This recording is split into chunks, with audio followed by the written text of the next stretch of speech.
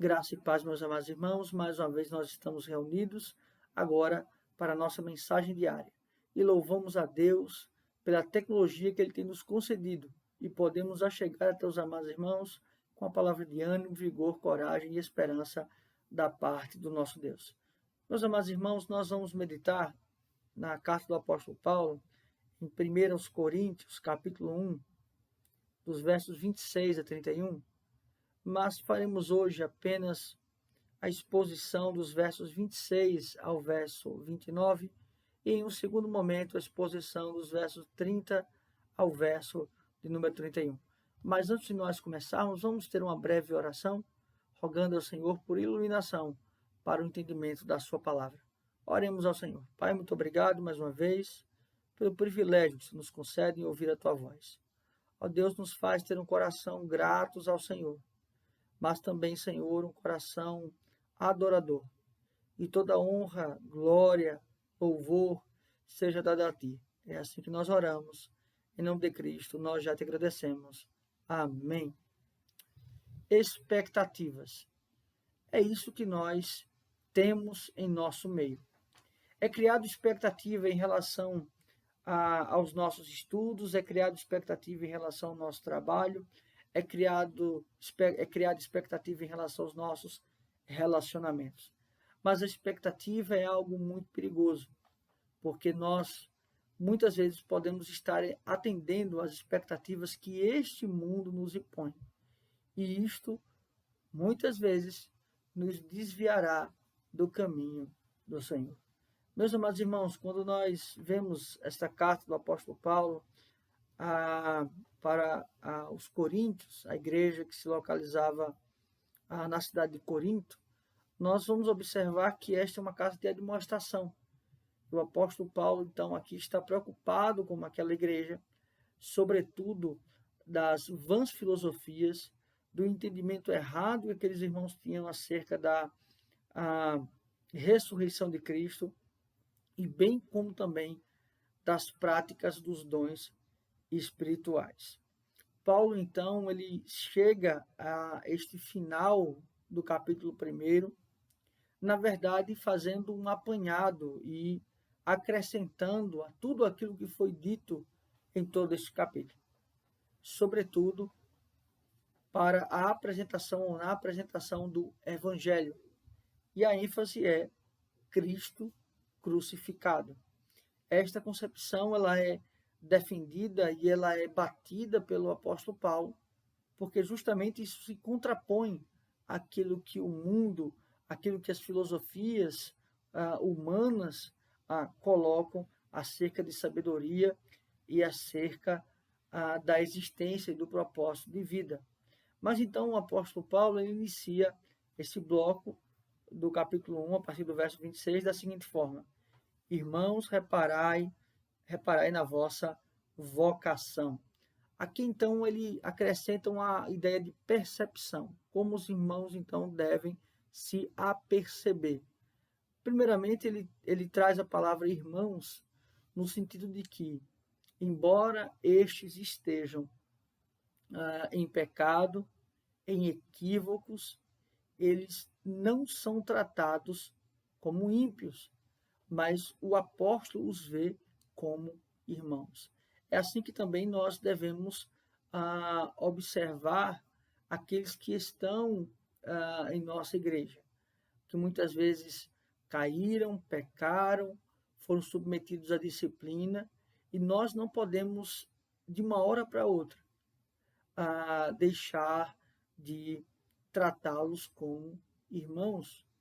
Eles podem até não ser, porque há joio e trigo na igreja, mas nós devemos ter este cuidado. E ele diz então: reparai na vossa vocação, ou seja, no vosso chamado.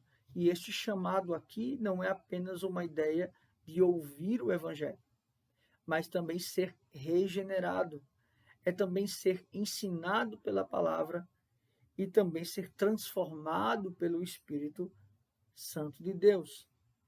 Visto que não foram chamados muitos sábios, segundo a carne, nem muitos poderosos, nem muitos de nobre, de nobre nascimento. O que eles está querendo dizer aqui? Ora, não são as posições, as percepções que este mundo coloca, que são garantia de salvação, que são garantia de regeneração.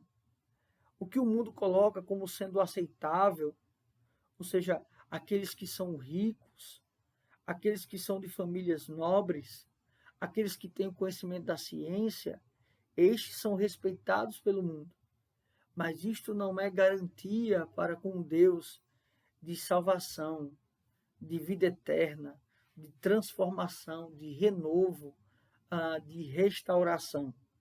No verso 27, ele vai assim nos falar: pelo contrário, Deus escolheu as coisas loucas desse mundo para envergonhar as sábias, e escolheu as coisas fracas desse mundo para envergonhar as fortes.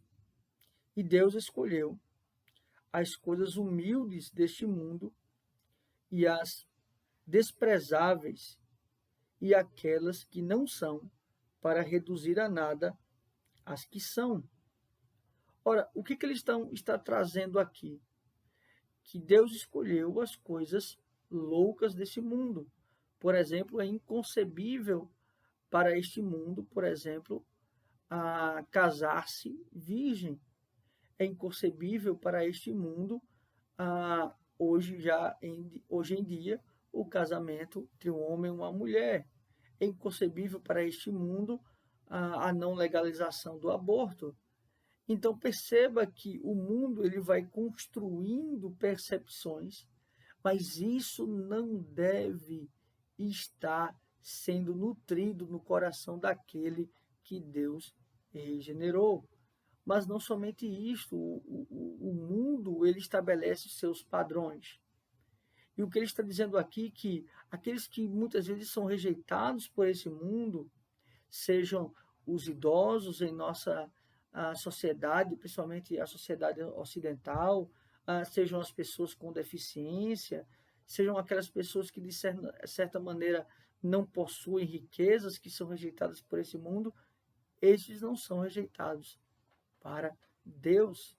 E é estes que também Deus escolhe, ou seja, Deus não está limitado, atrelado ao padrão que o mundo coloca, mas a sua salvação, a sua eleição, ela está para aquele que ele o chama, independente da sua posição neste mundo. A ênfase aqui é a soberania de Deus. Deus, ele é soberano. E no verso 29, ele vai arrematar essa soberania. Claro que ele vai retomar em outro momento, mas ele vai dizer assim: a fim de que ninguém se vanglorie na presença de Deus. A fim de quem se vanglorie na presença de Deus. Ou seja, quando nós temos pessoas que dizem que parte da salvação é de Deus, parte é do homem. Deus, o homem, então, é cooperador com a salvação. Esta glória não é de Deus. Pois se o homem tiver parte na obra salvadora, então ele tem com que se gloriar. E a concepção aqui é justamente dizendo qual o seu propósito: glorificar a Deus e se alegrar nele para todo sempre, pois foi ele que nos criou. Não somente isto, depois da queda ele também nos vivificou, nos regenerou, nos chamou, nos santificou, nos adotou em Cristo. Então perceba que nós devemos olhar para o propósito, para a finalidade de nossa vida, de nossa existência, a glória de Deus. Que nós não permitamos que este mundo nos enrede, nos iluda com as suas vãs filosofias, com as suas vãs ciências, para que nós não possamos esquecer o nosso propósito e finalidade, a glória de Deus. Vamos orar mais uma vez, encerrando esse momento. Pai, muito obrigado, porque nós podemos meditar na Tua palavra, podemos, Senhor, ser esperançados por ela. Obrigado por tão sublime graça, salvação em Cristo. E esta palavra vem mais uma vez nos alertar para que nós não possamos ser iludidos por aquilo que este mundo nos apresenta e nos ensina, mas que nós possamos nos voltar para o Teu Evangelho, o Evangelho do Cristo crucificado, que é loucura para este mundo, mas é a real e verdadeira sabedoria para Ti.